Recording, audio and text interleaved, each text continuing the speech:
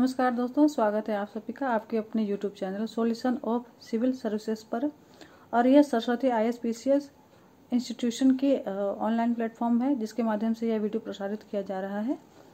दोस्तों, यह जो वीडियो बना रही हूँ मैं, इसका बनाने का पर्पस है कि जो चाइल्ड डेवलपमेंट प्रोजेक्ट ऑफिसर की जो वैकेंसी आई हुई है उसके संबंधित कुछ आपको गाइडलाइन प्रोवाइड कर दूँ, क्योंकि जो एग्जामिशन है आपको काफ़ी लिमिटेड टाइम में ही एग्जामिशन होने की संभावना है। मे बी जून एंड और जुलाई फर्स्ट वीक तक आपका एग्जामिशन हो जाएगा। तो आपको ज़्यादा भटकाव नहीं करना है और कम समय में आपको अच्छी तैयारी पर मुख्य फोकस करना होगा। क्योंकि देखिए, जो आपका जो एग्जामिशन होगा वो उसमें ऐसे भी कुछ अभ्यर्थी आपको पार्टिसिपेट करेंगे जो पहले से तैयारी करते आ रहे हैं। जैसे कि बहुत सारे ऐसे एस्पिरेंट्स हैं कुछ पहचान में मेरे, जो कि जिनका 2018 में चयन नहीं हो पाया था, ठीक है। उसके बावजूद वो फिर जो अदर एग्जामिशन उसकी प्रिपरेशन कर ही रहे थे।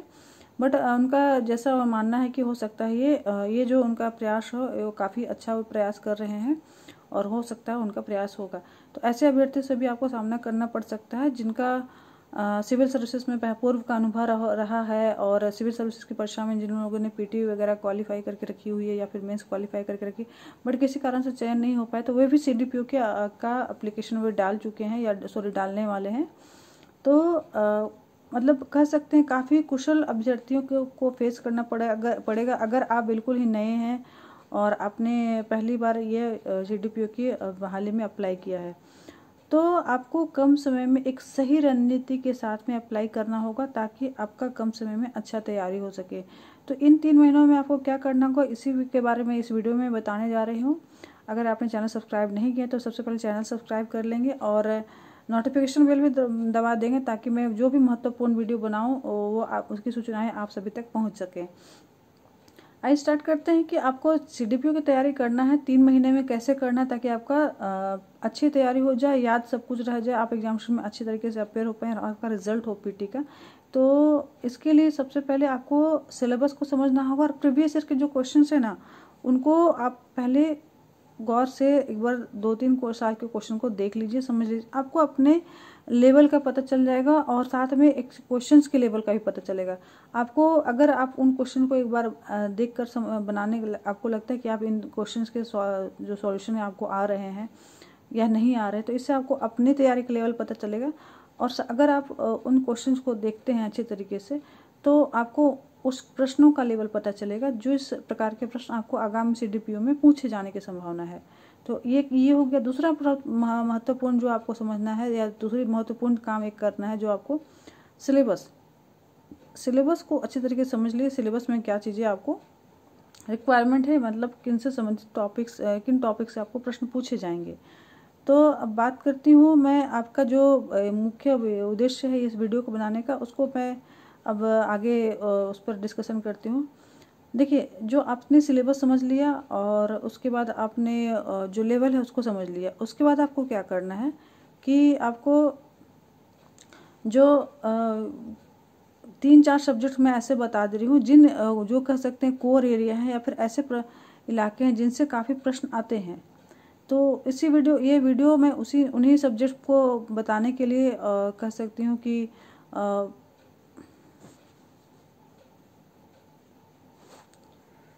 यह वीडियो बनाने का पर्पस ये है कि उन सब्जेक्ट्स के बारे में आपको रिवील करना और उन चीज़ों के बारे में आपको बताना जो आपकी सफलता में मददगार होंगे।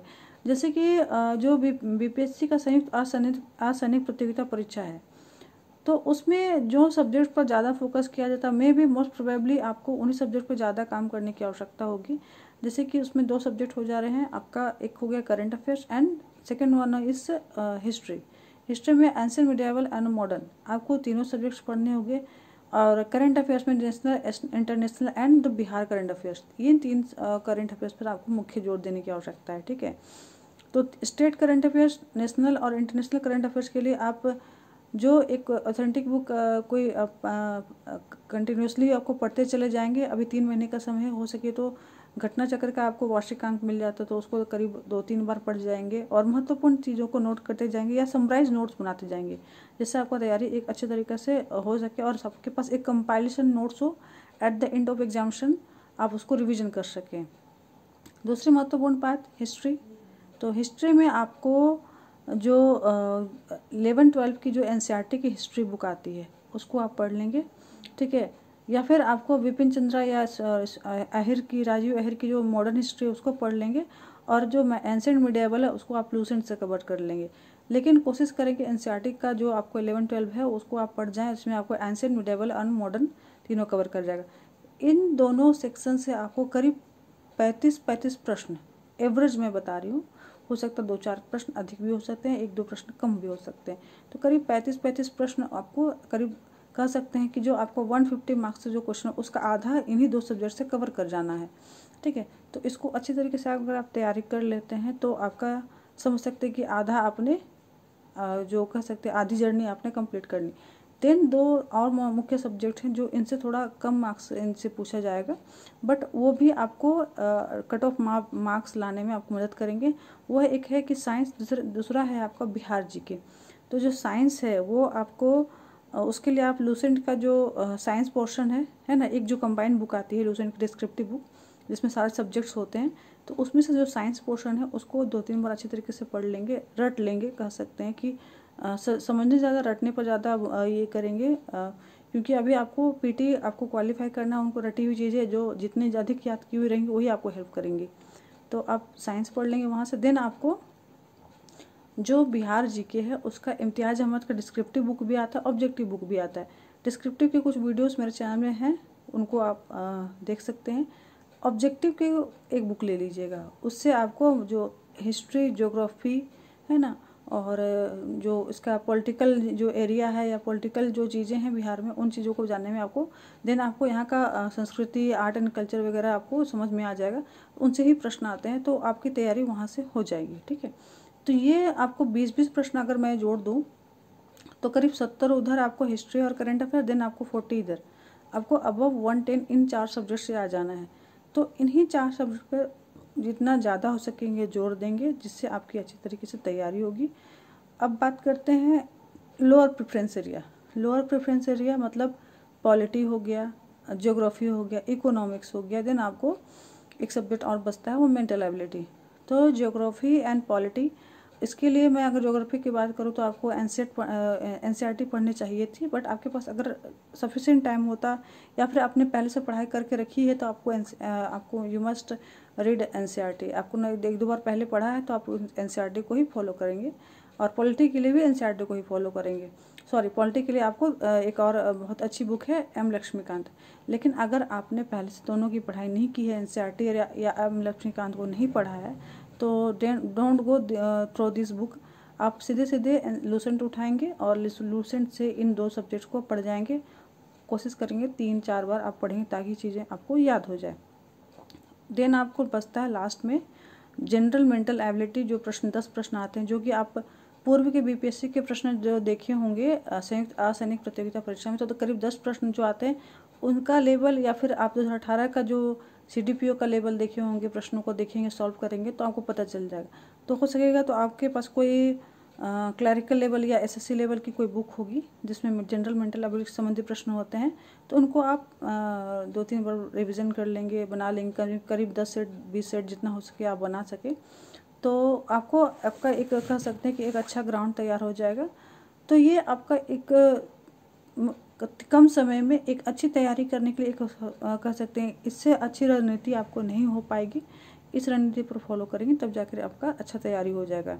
रही बात कुछ मैं अगर सजेस्ट करूं कि आपके आपसे खुद से तैयारी नहीं हो रही, सेल्फ स्टडी से नहीं हो सकता है, तो अगर आपके कोई नियर बाय कोचिंग इंस्टीट्यूशन है, आप जाए तो ज्वाइन कर सकते हैं 3 महीनों के लिए, है ना। और या फिर ऑनलाइन क्लासेस भी कहीं अगर अच्छी क्लासेस अवेलेबल आपको लगता है कि आप 3 महीने के लिए क्लासेस ज्वाइन कर सकते हैं, कोई अच्छे इंस्टीट्यूशन अवेलेबल है तो आप वहाँ ज्वाइन कर ले। अदरवाइज़ आप मुझसे भी कांटेक्ट कर सकते हैं, मेरी भी अभी BPSC प्रोजेक्ट मैनेजर की क्लासेस चल रही हैं।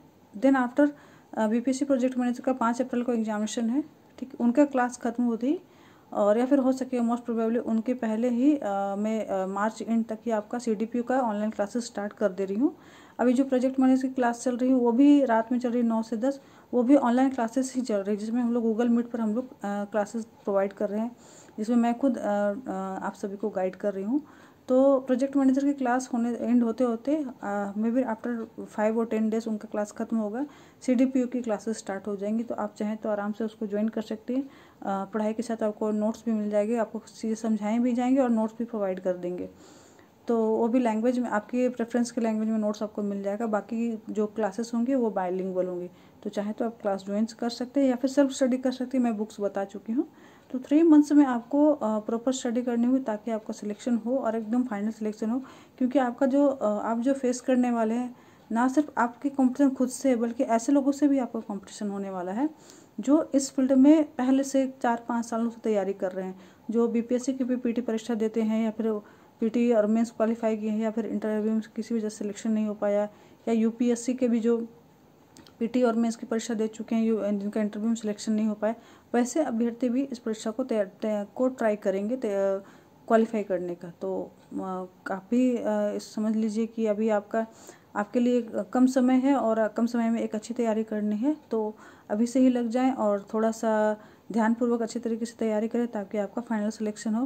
बाकी किसी प्रकार के गाइडलाइन की आवश्यकता है तो मेरा डिस्क्रिप्शन बॉक्स में नंबर दिया हुआ है।